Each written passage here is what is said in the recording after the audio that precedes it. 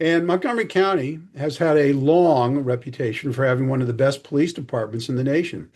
And in part, that was because recruits were required to have 60 hours of college credit when applying for a position.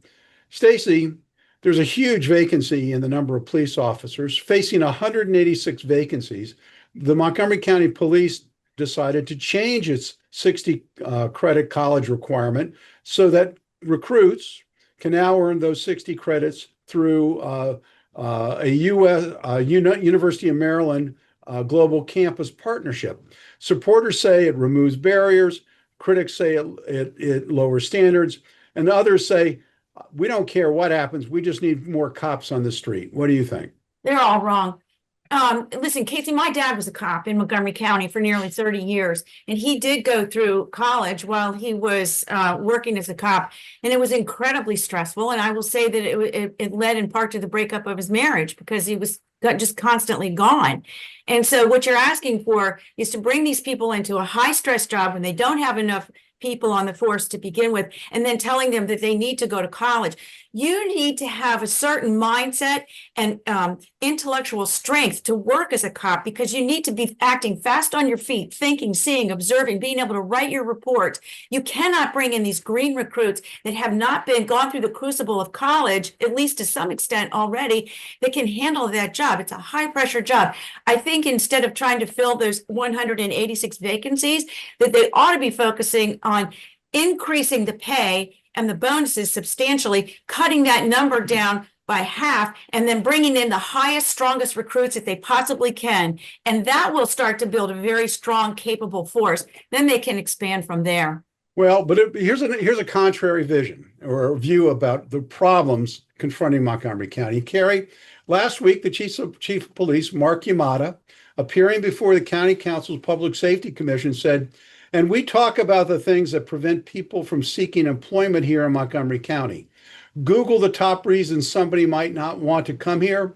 Google defund Montgomery County Police.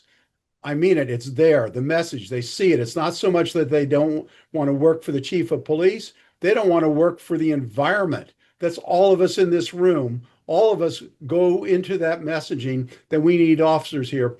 We welcome you, we support you, and that's not what they're seeing. So on the other one hand, you can offer $1 million, but if somebody's going to be miserable in that position, they're not going to want to be here. Is the problem start with the county council, Cary? You know what? This was a huge issue for me when I was running for county council in the last election.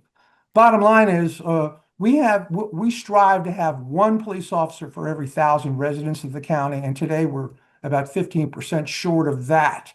Now, we've got 500 square miles. We have 1.1 million people. Compare us to DC. DC's 68 square miles, right? 650,000 people. And they've got today 3,200 police officers, sworn police officers. Their standard is 4,000. Nationally, in the national arena, a jurisdiction our size would have between 2.4 to 2.7 police for every 1,000 residents. Okay. And then you add what you just simply said, this national epidemic of, I hate the police. Let's defund the police. It's a political epidemic. It's not real. Montgomery County's evidence of that. We have a wonderful police department, even though it's understaffed. And we have, our crime is going down.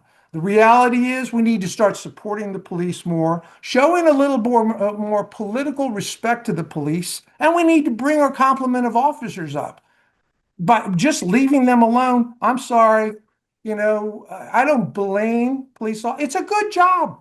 They get but the paid message again that Yamada delivered to the county council, and I'm not sure the public is hearing this, is that the county council needs to change its view towards the police. They do. And it may take removing some of those council members who voice those contrary opinions before the message is heard loud and clear. You had two council members that have espoused a lack of support of the police, and one council member actually posted on their Twitter account, that they should defund them all. You know, I have the receipts.